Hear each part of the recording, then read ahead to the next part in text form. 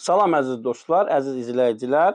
2 gün bundan qabaq Cəlilabad rayonunun Uzuntəpə kəndindən Ağayev Ruslan qardaşımız mənə bir video müraciət göndərdi. Mən o videoya baxdım. Eyni zamanda xəbəri alandan sonra o qədər sarsılmışam, özümə bu gün də gələ bilmirəm. Birlikdə bu videoya baxaq, sonra mən fikirlərimi bildirəcəm dəyərli dostlar. Cəlilabad rayonunun Uzuntəpə kəndindən Ağayev Ruslan Urufoğlu. Jurnalist Elnur Şirovdan xahişimiz odur ki, bu bəndin setkalanması üçün, zabor çəkilməsi üçün, hasar çəkilməsi üçün köməklik göstərəsiniz. Xahiş edirəm Elnur Şirovdan. Bizə köməklik göstərəsiniz ki, bu bəndin çəkilməsi üçün. Çünki bu evlər hamısı kanala baxır. 2 bənd var. Hər 2 bəndin suyu çox olan vaxtında evlərə kimi su qalxır. O qalsın kənara. Uşaqlarımız qapıdan çölə çıxa bilmir. Qorxuruq ki, çaya düşər, suya düşər. Çayın dərinliyi 2-3 metrdir. Beton üstünə çıxan kimi uşaq sürüşə bilər, düşə bilər. Necə ki, 2 yıldan qabaq uşaq düşdü, boğuldu. Yəni, xahiş edir ki, bu hər 2 bəndin setkalanması üçün bizə köməklik göstərəsiniz. Dəyərli dostlar, baxdıq videoya. Hadisəni mən eşitmişəm. Uzuntəpə kənd sakininin bir ailənin başına bu faciə gəlir. Bu dəhşətli bir faciədir. Mən ondan xəbər tutmuşam. Çox pis olmuşam, əziz dostlar. Deməli, mən buradan Cəlilabad rayon İcra Hakimiyyətinin başçısı Rafiq Cəllova, Cəlilabad rayon İcra Hakimiyyətinin vəzifəlilərinə, Cəlilabad rayonundan təmsil olunan deputatlara, ümumiyyətlə bu rayonda həqiqətən də insanları narahat edən problemi qəlbən düşünən bir nəfər varsa belə ona müraciət edirəm.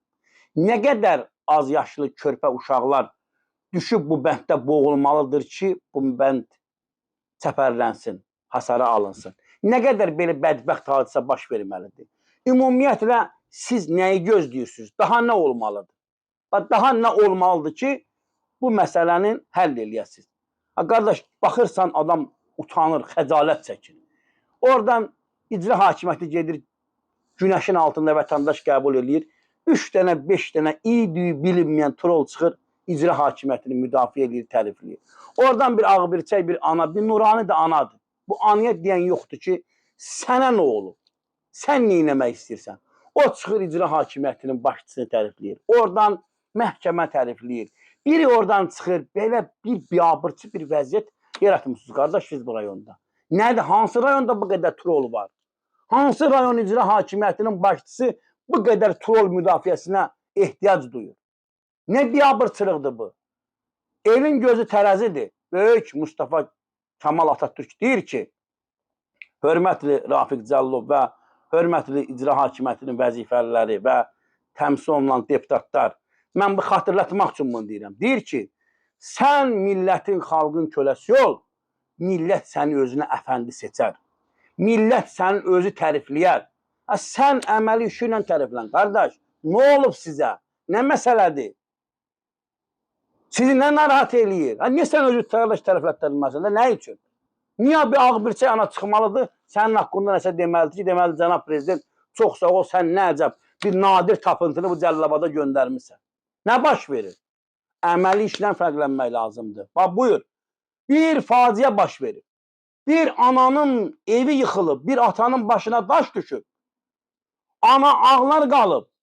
Tük yoxdur. Dərhal hasarlanmalıdır, dərhal çəpərə alınmalıdır. Hara baxırsınız, qardaş?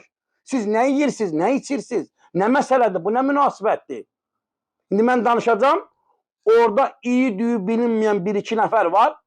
Dünya bazarında 10 qəpik qiymətləri olmayan adamlar durub orada nəsə yazacaqlar. Atalar misalı var. Deyir ki, üzr istəyəm tamaşaçılardan, it hürər, karvan yolu ilə davam edir. Elnur Şirov yolu ilə davam edəcək, nəsil və nəslüz hər gün danışa, hər gün yaza, buradan vızalar, buradan tız gedər.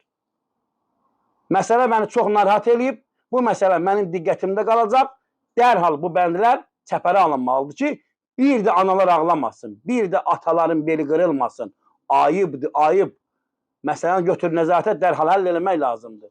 Belə, dəyərli dostlar, daha bir yayımın sonuna gəldik. Yayımımızı bəyənin, paylaşın, kanalımıza abunə olun. Sağ olun, sağlıqla qalın.